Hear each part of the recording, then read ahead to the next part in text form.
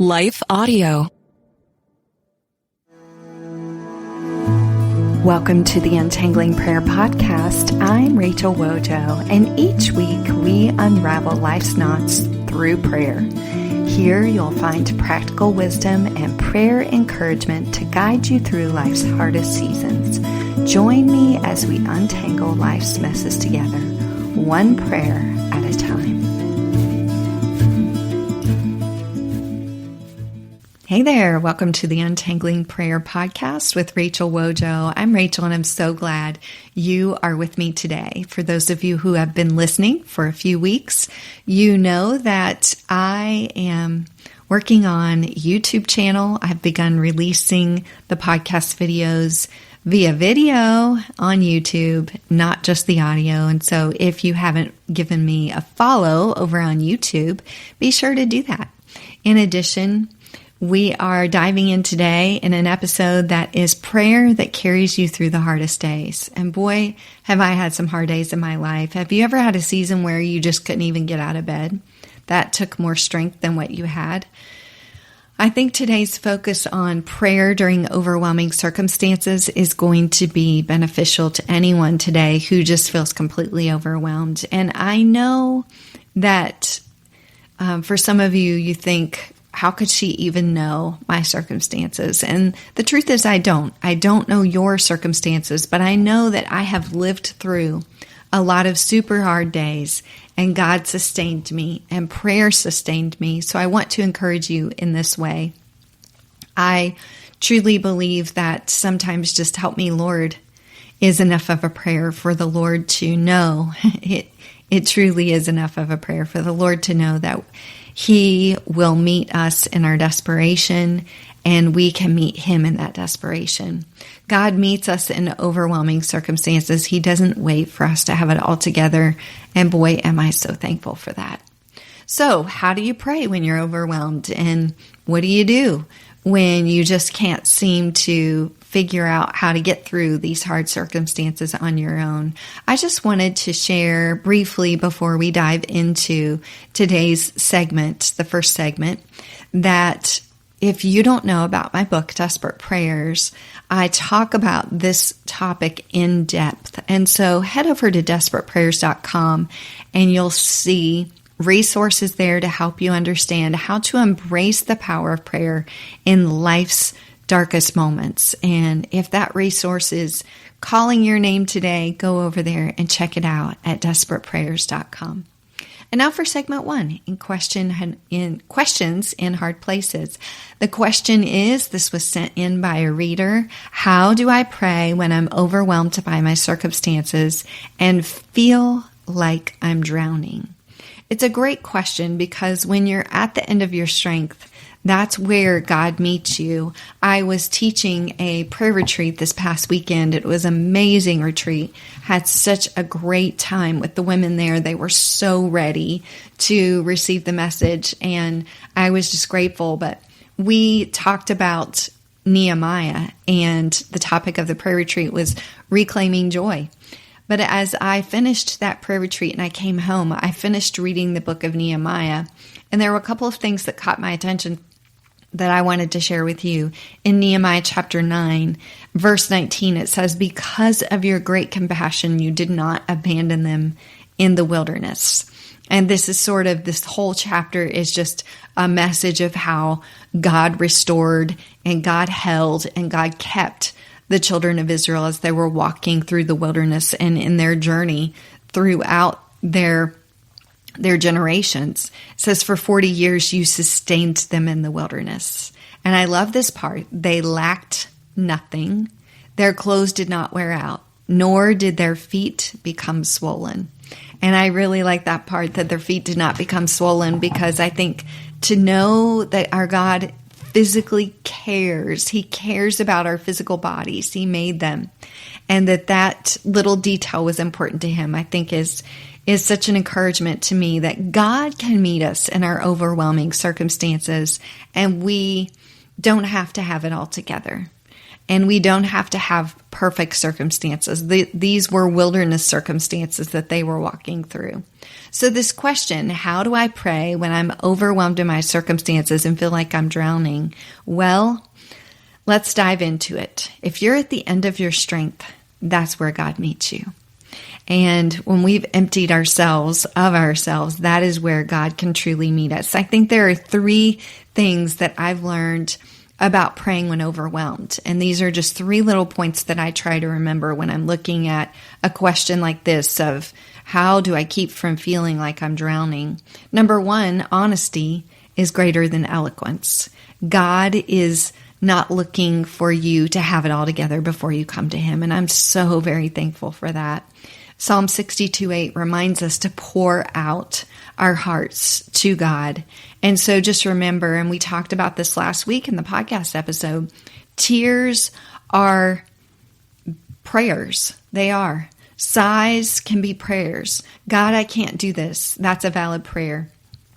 And so I look at point number 2, what I've learned about praying when I'm overwhelmed is that short prayers can be very powerful prayers. We don't have to spend long paragraphs, long words. Peter, when he was sinking in the water while walking on the water with Jesus, what did he say? Lord, save me. It was the quickest prayer, 3 words, and he had an immediate rescue. So when you're crying out, Jesus, help me, know that that is enough. And then thirdly, God's character stays constant. So honesty is greater than eloquence. Short prayers equal powerful prayers, and God's character is constant. You don't have to feel strong in order to pray. It is He who has the strength. I want to thank you for tuning into Questions in Hard Spaces. We'll be right back after this brief word from our sponsors. You know, the Bible tells us, I will bless those who bless you. That's not just a nice sentiment, it's biblical prophecy. And it's a commandment from God, it's a calling, and right now we're called to act. The teachings of the New Testament are deeply intertwined with the Hebrew Scriptures. As Christians, we are called to honor and respect this shared heritage. The Apostle Paul reminds us in Romans 11:18, do not consider yourself to be superior to those other branches. If you do, consider this. You did not support the root, but the root supports you. Supporting the people of Israel is more than a belief. It's a biblical mandate. By partnering with the International Fellowship of Christians and Jews, IFCJ, we can live out this calling together. Just as the fellowship blesses God's children, we know that you will be blessed too. Learn more about the fellowship and how you can live out your faith, bless Israel, and be blessed in return. Visit ifcj.org today. Again, that's ifcj.org. Be the blessing, live the word, answer the call. Thank you for listening in to that word from our sponsors. And now for this week's segment of Pray More, Worry Less Encouragement. In this week's segment, we're focused in on one sentence: circumstances have zero effect on God's character. And I think it's so important to remember this when overwhelming circumstances are making us feel like we can't even pray. Because when we're overwhelmed, we sometimes will question, well, is God really good? And then we also wonder, does He hear my prayers? And then we also think, gosh, is He even in control? Everything seems like it's such a hot mess. It's chaotic. And so we have to go back to the truths of His word, that His character is greater than our circumstances. His goodness is not dependent on our comfort. His love is not dependent on how well things are going for us. Malachi 3:6 says, I, the Lord, do not change. And I hang on to that. When you look at those Israelites in Nehemiah as he's retelling the story of their journey, then I think remembering that God's character was unchanged, even when the deliverance felt impossible, then when they journeyed all throughout the wilderness, and then He was still the deliverer, the protector, the provider when nothing else seemed right. And so God made a way for them when there was no way. And I just want to encourage you today to remember that God can make a way when there is no way. He never changes. His presence, His promises, His love are always for our good. So here's how we can pray this practically. I've talked for many weeks about praying God's promises, and this week I wanted to shift it a little bit and give you a different angle. You could pray through God's attributes. God, you are sovereign, even when I feel out of control. God, you are my provider, even when I don't see how it's coming. Lord, you are my peace, even when your circumstances are chaotic. Holy Spirit, you are my comforter, even when I am in sorrow or even when I feel alone. So praying through God's attributes can be powerful. And this works because we're not denying that things aren't hard. We're not saying that I'm ignoring what is true and real, but we're rooting our prayers in truth, who God is and his character, rather than our feelings. So declaring what you know about God before bringing requests, this reminds our hearts of who he is. And I know that this carried me through all of the years of taking care of my daughter Taylor and her special needs, through the final months, through financial uncertainty, through grief. And when we anchor ourselves in God's unchanging character, then that remains solid when everything else slips away. God's love hasn't changed. His power has not changed. His promise to stay with you still stands. And I hope you can remember that if you feel like you're drowning in circumstances today. In the last segment of the podcast, I wanted to share an answered prayer story. And I think I may have shared this story once before, but it's been quite a while and it really bears repeating. I shared it at the prayer retreat this past weekend, and it just seemed to resonate so much with everyone listening that I wanted to share it on the podcast this week. During Taylor's illness, she became so severely unable to hold herself up that I no longer could put her in the shower and put her on a chair for her to, for me to be able to wash her body and take care of her. I didn't know what to do, and I decided, well, we need to get a bathtub insert. We need to change, instead of putting her in the shower and expecting her to hold herself up or me to try to hold her up while I'm washing her at the same time, which was really a challenge with her hair especially. Then if we could put her in the bathtub, wash her body, rinse her off, get her out, it would then be able to, I would be able to have assistance, and it could be a 2-person job instead of a 1-person job trying to shower her. So I requested from our doctor a prescription for a bathtub insert, and he graciously wrote that prescription, and we sent it on, went through all of the requirements in order to send that prescription on to the insurance company, and the insurance company came back with a denial. And so we once again jumped through the hoops and wrote an appeal and tried to get that bathtub insert. And once again, 60 days later, it came back denied. And finally, a third time, I appealed it and prayed over it. And the Lord answered. That bathtub insert arrived about 30 days later. Only by that time, our Taylor was so sick, she never got to take a bath in that amazing bathtub insert. And we, at that point, had to just keep her in the bed. She was so ill that for the last 6 weeks of her life, she did not have the opportunity to use that bathtub insert that we had worked so hard for. And I'll be honest, I was kind of bitter about that. It seemed like God had answered the prayer for us to receive the bathtub insert, but why was she unable to use it before she died?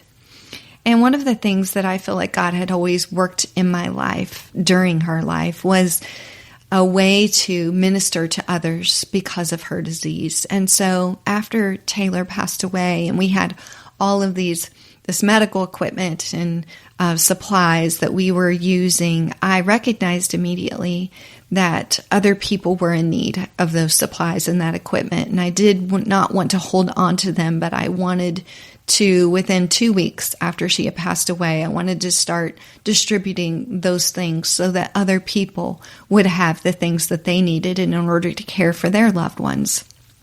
I remember receiving a text, and a mom just out of the blue said, I heard that you're distributing Taylor's equipment, and I just wondered, do you happen to have a bathtub insert? I know it's a long shot.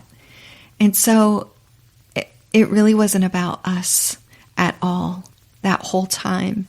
God was allowing me the privilege of appealing and fighting someone else's battle so that in their moment of need, they would have what they needed. He was giving us the privilege of being used. And I just want to share that because when we look at the title of this episode, it's prayer that carries you through the hardest days. I think that one of the ways that prayer carries me is that feeling a disappointment in our story was actually a point of being a lifeline for someone else.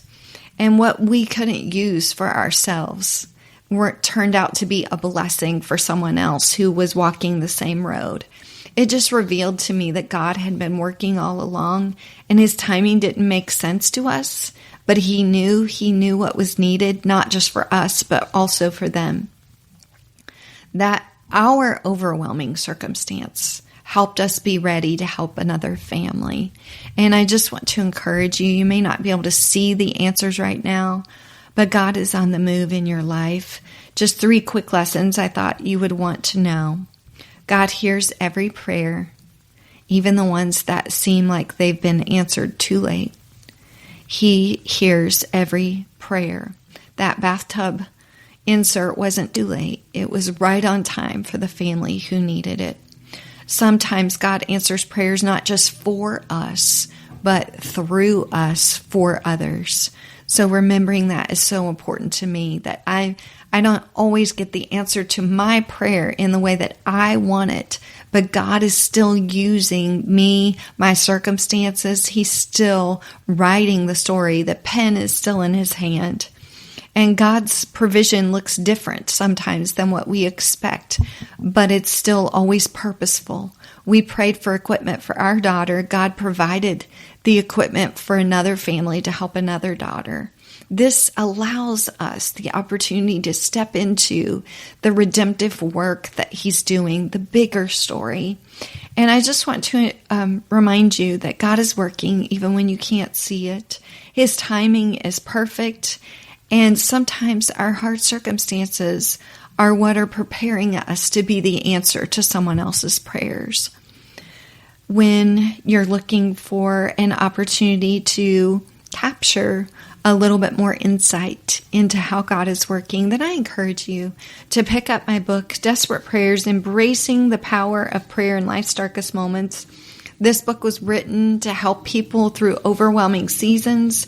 If you're not sure how to pray, if you're not sure if God sees your struggle, then just know that this book combines honest stories and biblical truth, and it will bring you practical encouragement when your prayer life feels hard. So I hope you'll pick it up.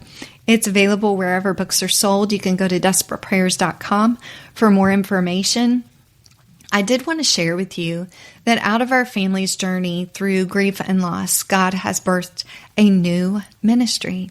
We have shared about it one other time in one other service, and so you're really the first to know that our new ministry is called Wilderness Grace. It is a nonprofit organization born from our darkest seasons. My husband and I, as well as my brother-in-law, are currently serving on the board. We're looking to expand. We long to deliver services. Our goal is going to be to help people find grace for their wilderness season. And so that will come in the way of providing resources, in the way of providing courses, in the way of providing opportunities to help you through your wilderness season in a deeper way. We're just getting started, but if you'd like to check out the website, you can go to wildernessgrace.com. That's wildernessgrace.com. Sometimes the hardest paths we walk prepare us to help others find the way through, and that is our hope for you. Thank you for joining me. I'm Rachel Wojo. I am here to remind you that on your hardest days, God's character remains the same. Circumstances have zero effect on his character. The same God who is with you today can carry you through tomorrow and through eternity. Keep praying, keep trusting, and until next time, remember, God sees you, He hears you, and He knows your needs. Thanks for joining me on the Untangling Prayer podcast. If this episode resonated with you, share it with someone who could use a little hope. And be sure to subscribe for more. Until next time, keep seeking, keep trusting, and keep praying.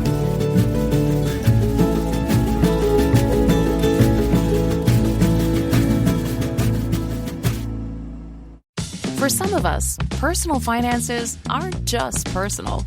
They include loved ones, neighbors, the communities we call home, and the causes we hold in our hearts. At Thrivent, planning your finances is bigger than just money. We help you put your plans into motion and faith into action so you can do more for the ones in your heart. Because sometimes all you need to make a difference is someone to help you make it happen. Thrivent, where money means more. Connect with us at Thrivent.com.